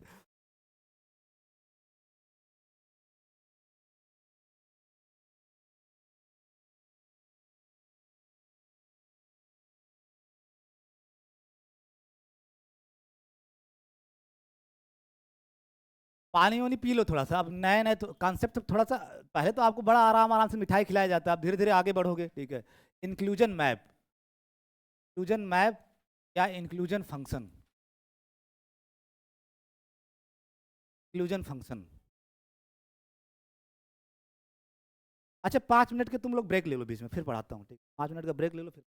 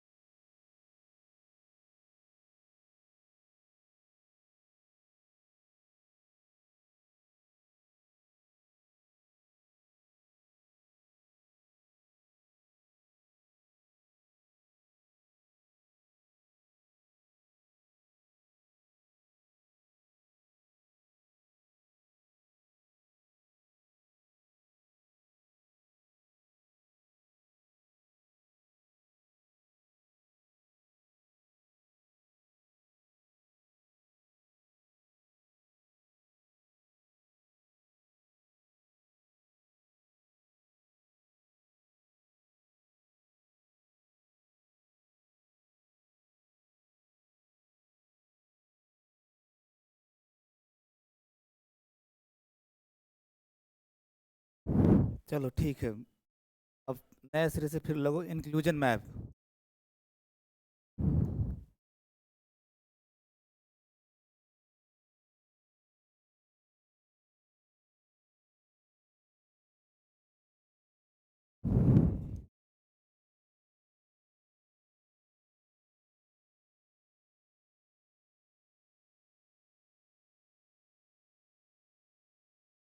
लेट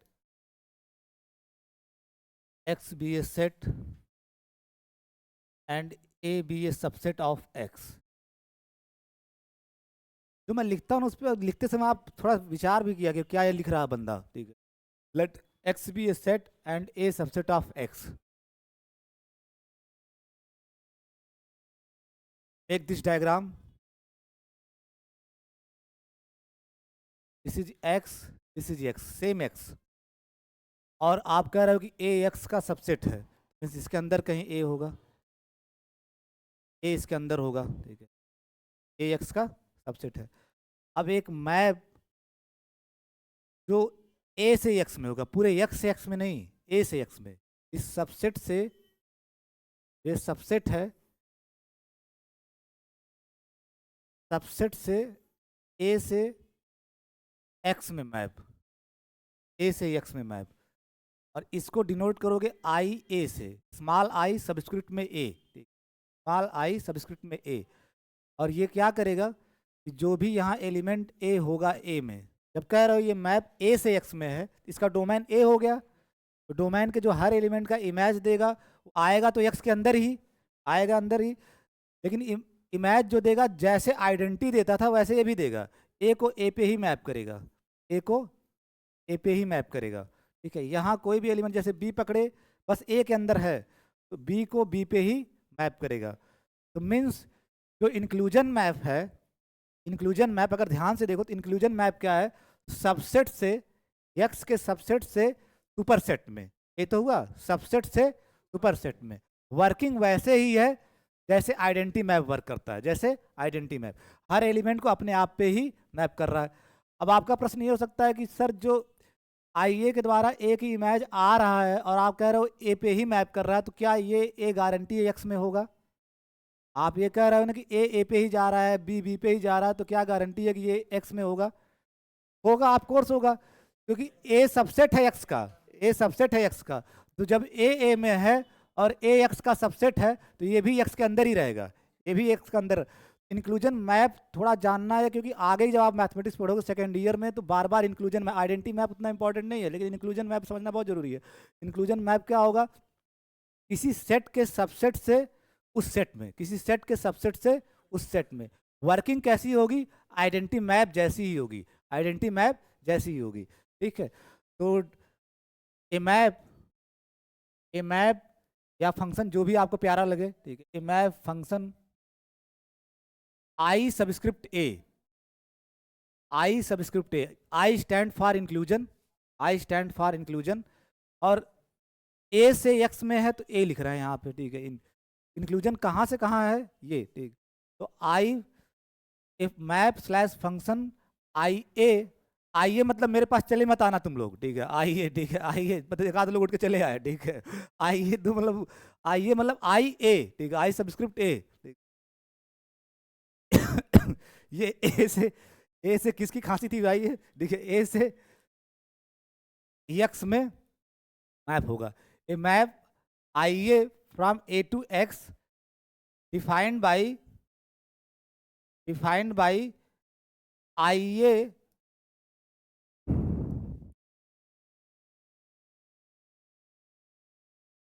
आइए यहाँ के किसी एलिमेंट, मैप जब भी बनाओगे तो डोमेन के एलिमेंट का इमेज ही तो बताओगे।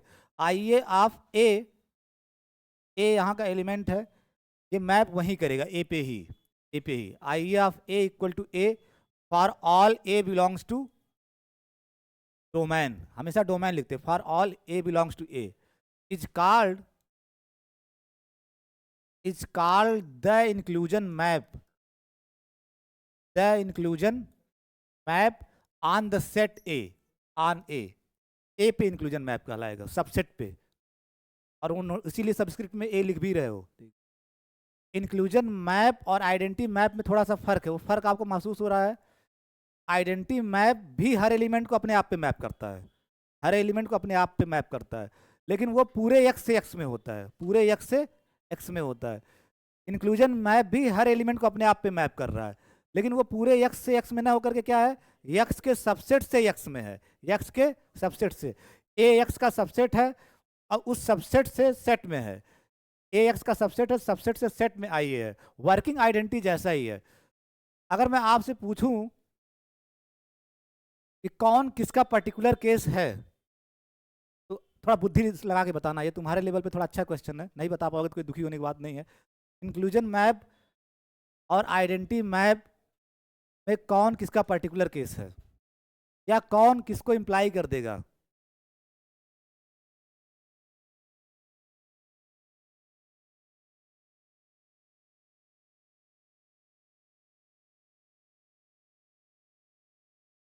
आइडेंटिटी मैप इंक्लूजन मैप होगा।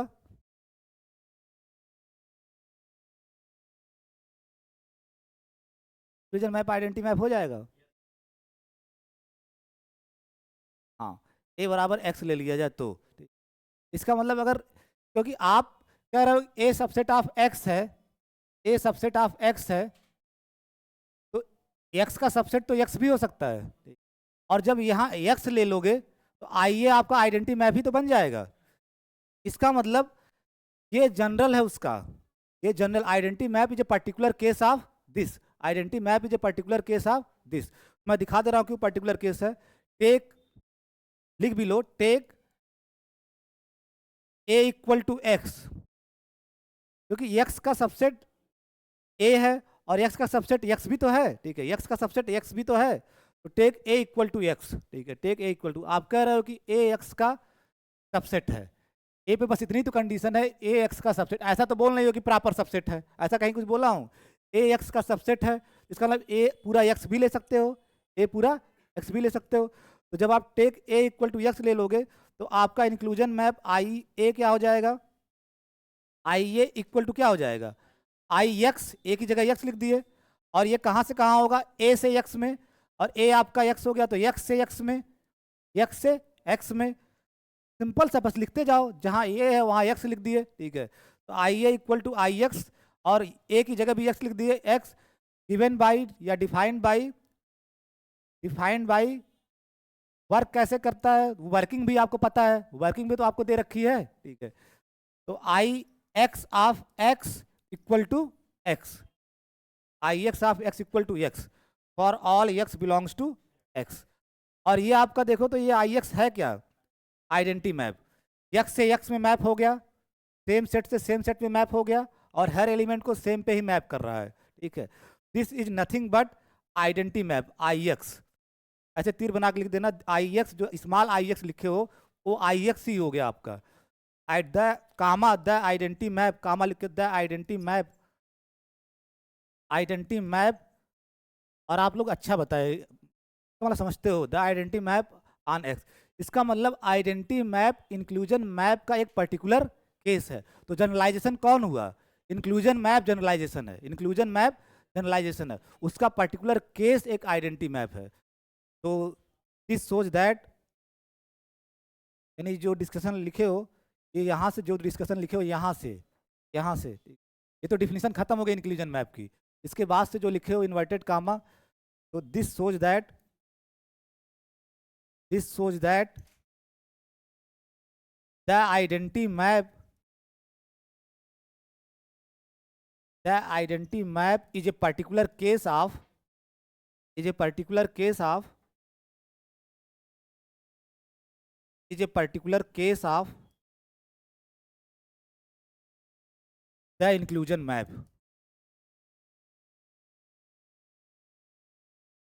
इंक्लूजन मैप का पर्टिकुलर केस है, क्योंकि जब आप ए पूरा एक्स ले लोगे, क्योंकि ए एक्स का सबसेट है और एक्स एक्स का सबसेट है ही, तो जब ए इक्वल टू एक्स ले लोगे तो आई ए आपका क्या बन जाएगा, आई एक्स, और आई एक्स आपका आइडेंटिटी मैप ऑन एक्स ही है, ठीक है।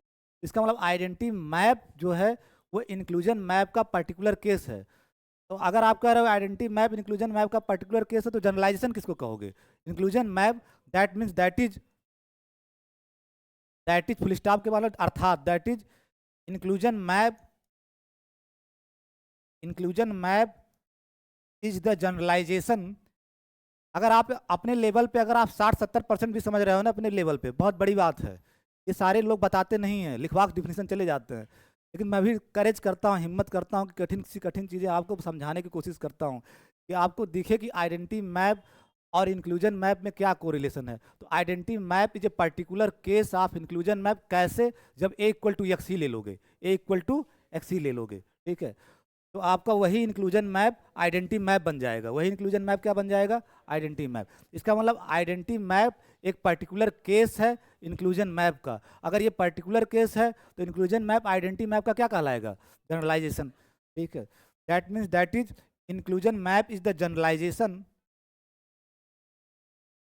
Is the generalization. ये तो फिजिक्स में खूब करवाते हैं, जनरल स्पेशल केसेस करवाते होंगे बार बार, स्पेशल केसेस जनरलाइजेशन।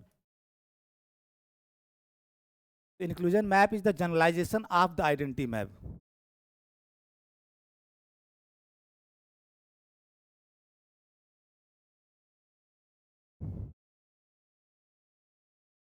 रिया, ठीक है? हाँ, मूड़ी तो तुम ऐसे हिलाई हो, ठीक है। नहीं सर, मूड़ी हिलाई ऐसे और कह रही ठीक है सर, ठीक है, ठीक है, ठीक है।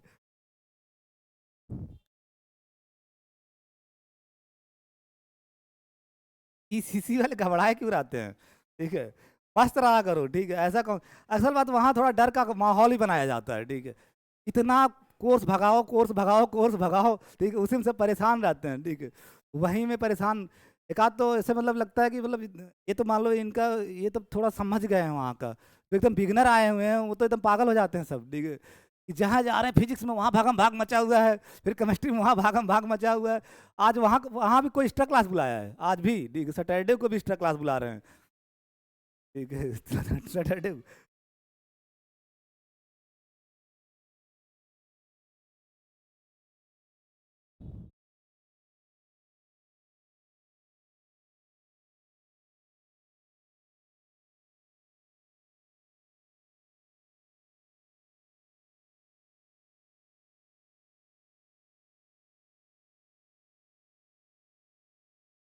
नेक्स्ट आर्टिकल आपको समझना है, कंपोजिशन मैप। कोई मुझे बता दे आज आप क्या क्या सीखे बिना कॉपी देखे? जब से मैं पढ़ा रहा हूँ आप क्या क्या मैं आपको बताया हूँ बिना कॉपी देखे? बड़े होशियार हो तुम लोग, ऐसे एक साथ बोलो इनको पता नहीं चलेगा क्या, ठीक है। एक साथ बोलो। एक आदमी बोले, हाँ तुम बोलने में थोड़ा फॉरवर्ड हो, मैं उन लड़कों से ज़्यादा खुश रहता हूँ जो क्लास में बोलने में इच्छुक रहते हैं। हाँ तुम बोलो तुम। आधे तो बोलना ही नहीं चाहते हैं, ठीक है, आधे बोल खड़ा। अरे काहे अरे इतना सम्मान मत दिएगा, रोना होना आ जाएगा मुझे, ठीक है।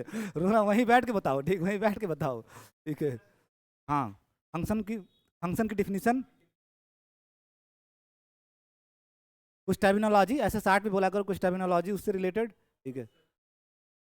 फिर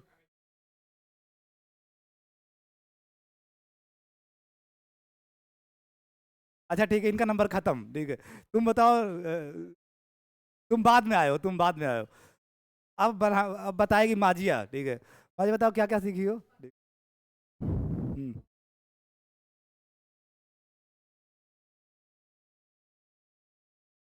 यही क्रम था मेरा। हाँ चलो ठीक है, उल्टा पल्टा ही बताओ, इंक्लूजन मैप।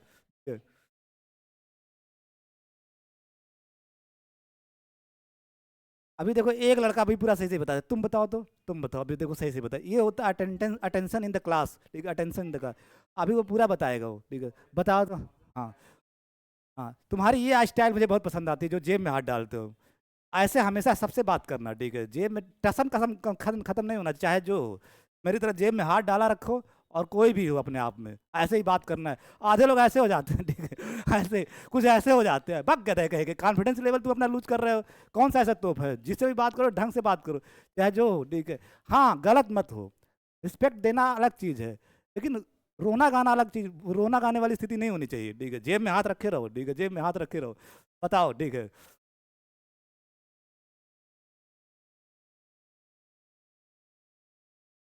हाँ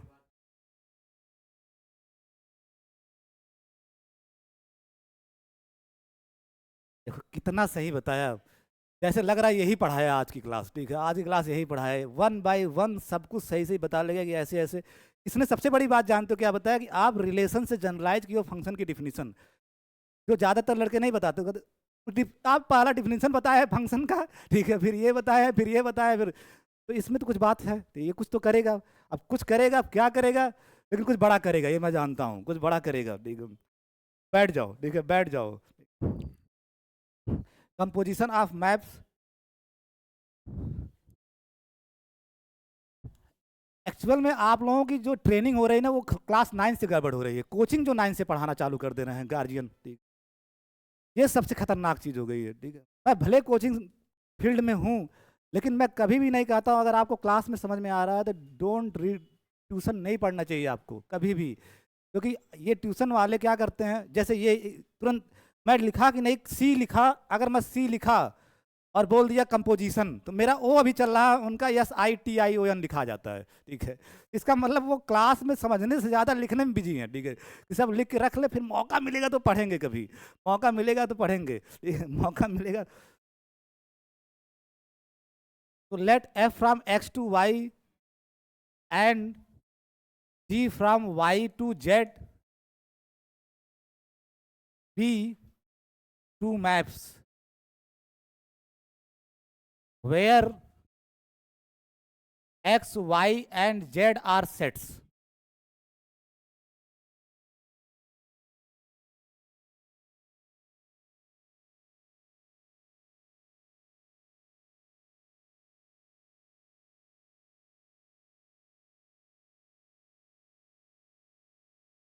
कंपोजिशन के लिए जब भी दो मैप के कंपोजिशन की बात करोगे, तो पहले फंक्शन का डोमेन, को डोमेन, कंपोजिशन जब भी करोगे, कंपोजिशन की शर्त ध्यान रखना, हमेशा हमेशा कंपोजिशन नहीं बना सकते। पहले जिस, अगर एफ कंपोजिशन जी की बात करनी है, तो उसका को डोमेन दूसरे फंक्शन का क्या होना चाहिए, डोमेन, दूसरे फंक्शन का क्या होना चाहिए, डोमेन। ये आप हमेशा ध्यान रखना। अगर एफ एक्स वाई में आप सोचोगे, आपको पूछना भी चाहिए कहाँ है वहाँ वाई ले, इसीलिए कि हमको कंपोजिशन बनाना है। तो मीन्स ये आपका एक्स, ये आपका वाई, ये आपका जी, जेड, ठीक है। इसके बीच में आपका मैप एफ है, और इसके मैप बीच में आपका मैप जी है। वही तो जो लिखे उसी को डायग्राम में बना दिए, इसी को डायग्राम में बना दिए। अब यहाँ कोई एक्स पकड़ोगे, डोमेन में एक्स कोई पकड़ोगे, तो इसकी इमेज आएगा ना, क्या आया, एफ एक्स, ठीक है वो। और वो आएगा किसके अंदर, वाई के अंदर। और वाई जी का डोमेन है, वाई जी का डोमेन है, तो तुरंत जी के द्वारा इसकी इमेज आ जाएगी, G of F X, G of F X. तो ये यहाँ मैप हो गया, बिल्कुल क्लियर कट, डिफिनीशन भी आपको रटने की जरूरत नहीं है। जो ही ये पिक्चर बनाओगे तुमको दिखेगा, यहाँ एक्स पकड़ोगे तो तुरंत एफ एक्स आएगा वाई में, और वाई जी का डोमेन है तो जी ऑफ एफ एक्स मिल जाएगा जेड में। और जो कंपोजिशन मैप होगा वो आपका कहाँ से कहाँ होगा, एक्स से जेड में, एक्स से जेड में। और उसको लिखते हो फर्स्ट फंक्शन एफ कंपोजिट जी। फाक गाफ नहीं बोलना है, बार बार कहता हूँ, फाक गाफ नहीं बोलना आपको। एफ कम इधर से पढ़ोगे, एफ कंपोजिट जी, रिलेशन में भी आपको सिखाया था, एफ कंपोजिट जी। फर्स्ट फंक्शन ये है, सेकेंड फंक्शन ये है, एफ कंपोजिट जी। तो एफ कंपोजिट जी कहाँ से कहाँ मैप है, एक्स से जेड में। तो जब एफ कंपोजिट जी एक्स से जेड में मैप है, तो इसका मतलब डोमेन एक्स का इमेज बताना होगा। जब भी मैप डिफाइन करना है तो इसका मतलब क्या है, इसके इस फंक्शन के डोमेन के हर एलिमेंट का इमेज बताना होगा। और इस फंक्शन का डोमेन क्या है, एक्स, तो इसके एलिमेंट का इमेज बताना होगा। तो एफ कंपोजिट जी एक्स का क्या इमेज देगा, जो ये आ रहा है, जी एफ एक्स, यही मैप कर देगा, जी एफ एक्स। समझ पा रहे हो, पहले आपके पास एफ मैप है, जी मैप है, जो ही एक्स पकड़े तो एफ एक्स आया, जी एफ एक्स आया।